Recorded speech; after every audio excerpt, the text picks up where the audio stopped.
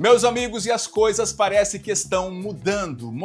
Alexandre de Moraes, concede progressão de regime para Daniel Silveira, e esse foi o título que eu li hoje no site da CNN Brasil. E também tem mais uma matéria dizendo que Eduardo Bolsonaro reage a regime aberto para Silveira. Não há o que comemorar, e isso estava no site Metrópole. Sim, eu li essas matérias e garanto, tem muita coisa por trás disso que você precisa entender. Meus amigos, meu nome é Márcio Coach, sejam todos muito bem-vindos ao nosso canal. Não deixe de curtir esse vídeo e também se inscrever, porque juntos já somos quase 500 mil inscritos e você deve fazer parte disso. Meus amigos, como vocês sabem, Daniel Silveira é ex-deputado federal do Rio de Janeiro e foi eleito em 2018 na onda bolsonarista. Ele ficou conhecido por fazer duros discursos contra o Supremo Tribunal Federal. E por isso, ele foi condenado em 2022 a 8 anos e 9 meses de prisão por supostos ataques e ameaças aos ministros do Supremo e por incitar atos contra a democracia. Mas vamos começar do principal. O ministro Alexandre de Moraes concedeu progressão de regime a Daniel Silveira, ou seja, tirou ele do regime semiaberto e o colocou em regime aberto, mas não foi liberdade total. Moraes impôs restrições sérias, como, por exemplo, o uso de tornozeleira eletrônica, a proibição do uso de redes sociais, a exigência de comparecimento à justiça semanalmente e a proibição de deixar o estado de residência, no caso, o Rio de Janeiro, e também o cancelamento do passaporte. A defesa de Daniel Silveira argumentou que ele já cumpriu tempo além do que exigiria para o regime aberto, que deveria até ter sido concedido antes. E a notícia incendiou esse debate.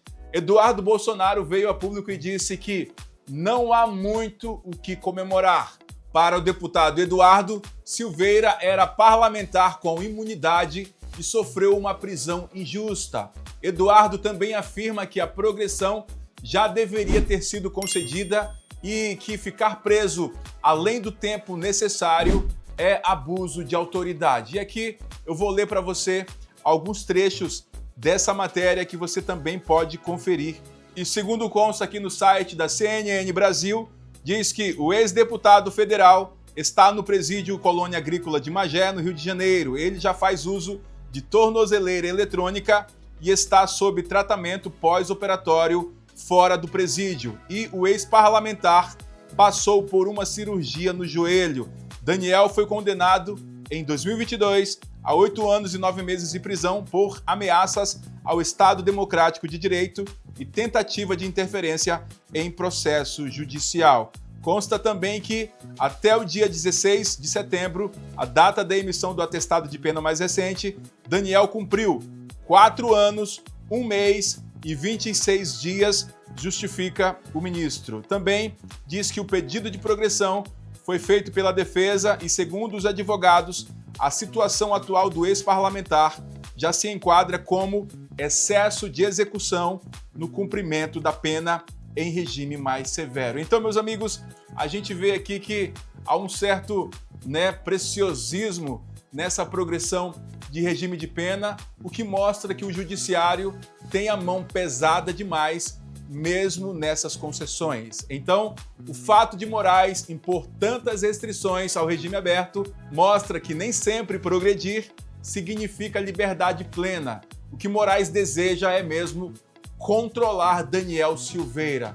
E aqui demonstra um risco de seletividade e de normas diferentes para determinadas figuras. Por exemplo, se um ex-deputado condenado por ameaças recebe o benefício com tantas imposições, como ficam os casos menores? Então a gente vê que aí o precedente é perigoso. E ainda, meus amigos, a reação de Eduardo Bolsonaro mostra que parte do movimento político vai transformar isso em narrativa. Silveira sofre perseguição do STF e é isso que a gente vai ver por aí. E isso, com certeza, vai mobilizar a base da direita. Eduardo também cita que Silveira tinha imunidade e que essa prisão foi injusta. E o debate é: imunidade protege discurso político ou não protege ameaças e crimes contra instituições? Isso aqui dá pano para muita manga, porque a Constituição da República diz que os deputados, os congressistas, eles são invioláveis totalmente. E com o tempo foram criando artimanhas aí para enquadrá-los em crimes. Então, decisões como essa não ocorrem em ambiente neutro. Há pressão, há polêmica, há holofotes, e o ministro sabe que cada passo será interpretado politicamente e será interpretado contra ele mesmo. Meus amigos, Daniel Silveira não está livre. Ele continua vigiado, controlado, amarrado por uma tornozeleira e por restrições que mostram a força de um judiciário que não solta, apenas deixa frouxa a coleira. Isso não é vitória, isso é sobrevida. É como se dissessem: você respira, mas apenas sob as nossas regras. E Eduardo Bolsonaro tem razão quando diz que não há o que comemorar, porque se um deputado com imunidade parlamentar foi tratado assim, imagine você e eu. O recado é claro, meus amigos. O poder do STF hoje não conhece limites. E a pergunta que fica é: se até o regime aberto virou prisão disfarçada, onde está a liberdade de verdade? Então, meus amigos, Moraes concede progressão para regime aberto de Daniel Silveira e Eduardo reage a regime aberto para Silveira, dizendo que não há o que comemorar. Esses dois títulos sintetizam toda a tensão desse caso.